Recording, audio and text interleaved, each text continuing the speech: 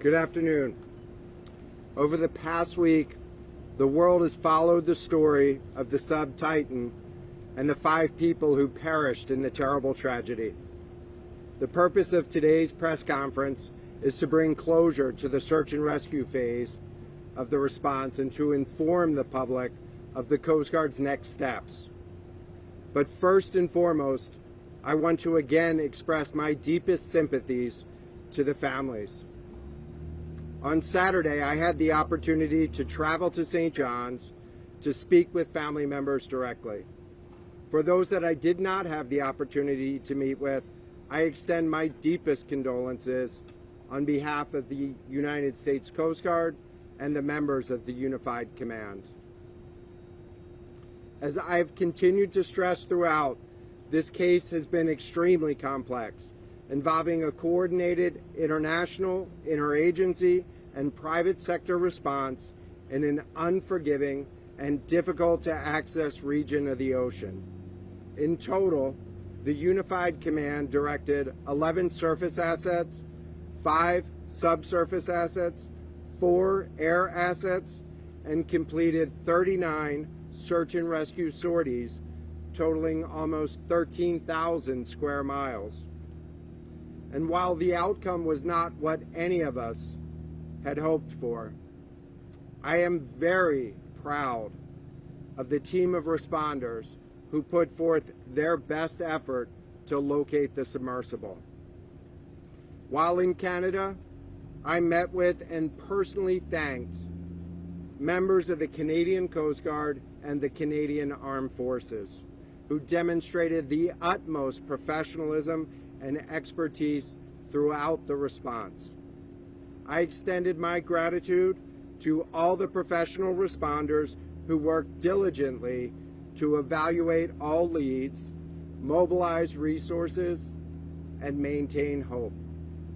Their devotion to duty in the face of many complex challenges ensured that we remained always ready to conduct search and rescue operations if needed.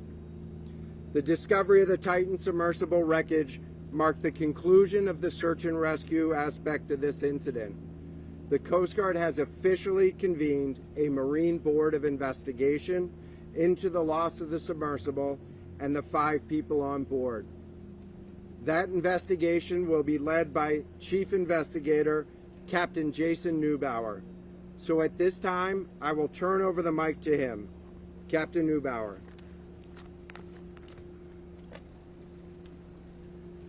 Thank you, Admiral Mauger. Good afternoon. Before I discuss the Coast Guard's investigation, I want to express my deepest condolences to the loved ones of the 5 individuals who perished in this tragic incident. My team and myself have been investigating this since we heard the initial reports of loss of communications, and my entire team wanted to express their condolences also. As a senior investigator, I have witnessed the personal impacts associated with these types of events. And my primary goal is to prevent a similar occurrence by making the necessary recommendations to enhance the safety of the maritime domain worldwide. Upon receiving notification that the submersible Titan had suffered a catastrophic failure with the loss of the 5 lives on board, the Coast Guard declared a major marine casualty and convened a Marine Board of Investigation, commonly referred to as an MBI, on June 23rd. I am serving as the chair for that investigation. An MBI is the highest level of investigation the Coast Guard conducts and enables the U.S. to fully leverage investigative resources, Coast Guard-wide, and capitalize on an extensive network of cooperative relationships with international maritime administrations and organizations. The MBI is currently in its initial evidence collection phase, including debris salvage operations at the incident site and evidence collection in coordination with Canadian authorities in the port of St. John's, Newfoundland. After the on-scene evidence collection efforts conclude, the MBI will typically hold a formal hearing to gather additional witness testimony and evidence in a setting that is available to the public. During the course of the MBI, the board will first and primarily work to determine the cause of this marine casualty and the 5 associated deaths. The MBI, however, is also responsible for accountability aspects of the incident, and it can make recommendations to the proper authorities to pursue civil or criminal sanctions as necessary. However, any subsequent enforcement activities would be pursued under a separate investigation. The MBI is also working in close coordination with other national, domestic, and international investigative authorities, including the United States National Transportation Safety Board, Canadian Transportation Safety Board, French Marine Casualties Investigation Board, and the United Kingdom Marine Accident Investigation Branch. Upon completion of this investigation, the MBI will issue a report to the Commandant of the Coast Guard, Admiral Linda Fagan, with the evidence collected, the facts established, its conclusions, and recommendations. The final report will also be shared with the domestic and international maritime authorities I mentioned, and the International Maritime Organization, the IMO, to help improve the safety framework for submersible operations worldwide. I will now take any questions. Thank you. Can you walk us through a little bit about the evidence gathering right now? Have you already begun collecting? How does that happen? Is it remote vehicles or? The MBI leverages Coast Guard resources nationwide and also our international partners to collectively collect evidence. And right now we do have ongoing operations. I mentioned 2 areas: the on-site at the accident wreckage site. We have an ongoing salvage operation, and we are also currently conducting interviews in the port of St. John's. So are you actually collecting items from the floor? I've just, at this time, that is the priority of the investigation, is to recover items from the seafloor. And how do you need to like photograph the site? How do you get a sense of the debris?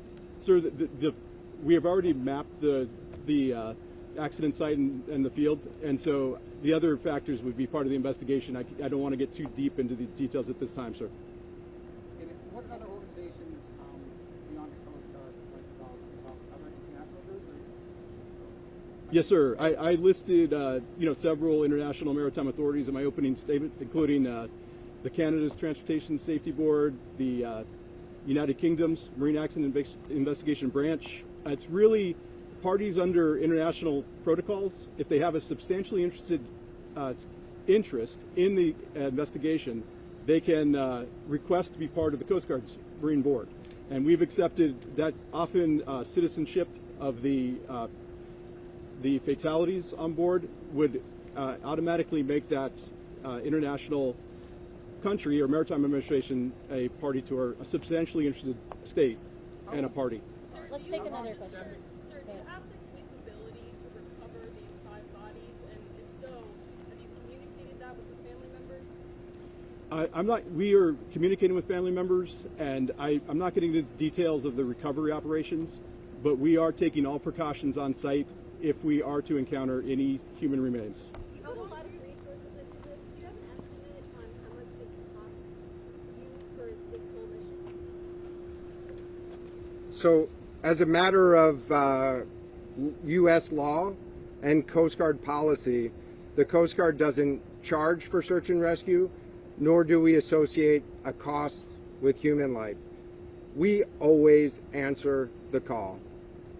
And so the ocean remains an unforgiving environment, and every weekend there are risks that are taken as people go to the water with inadequate safety gear, with inadequate training, or boating while intoxicated. But we still answer the call. We conduct disciplined operations with warranted risk to put our resources and our lives at risk to save others. That's who we are. Do you think that this, well, you mentioned this investigation might impact the world? Can you talk about how this could maybe change the risk factor that other people will take? They knew that they were taking a risk when they went into something like this. Do you think this will change regulations on what vessels will use to go into something like this? Certainly that is one of the goals of the MBI. That's an opportunity to learn from the incident and then work with our international partners worldwide to do exactly what you mentioned.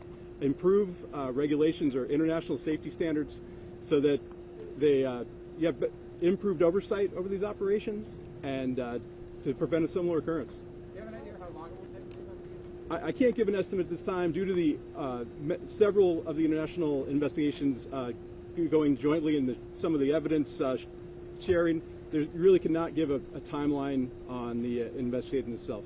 We have time for 2 more questions. Is there any plan to release any photographs, any images? Sir, the Marine Board investigation will not be releasing evidence as it's collected out of concern for other investigative parties and the families involved. So that will not be occurring at this time, sir. Jeff, Canadian authorities impounded the Polar Prince over the weekend here. Have you been able to interview folks on that ship as well that launched tonight? Interviews are scheduled with crew members from the Polar Prince. Confirm if anything has been brought to the surface yet, how you will do that, and then what the analysis of that debris will be.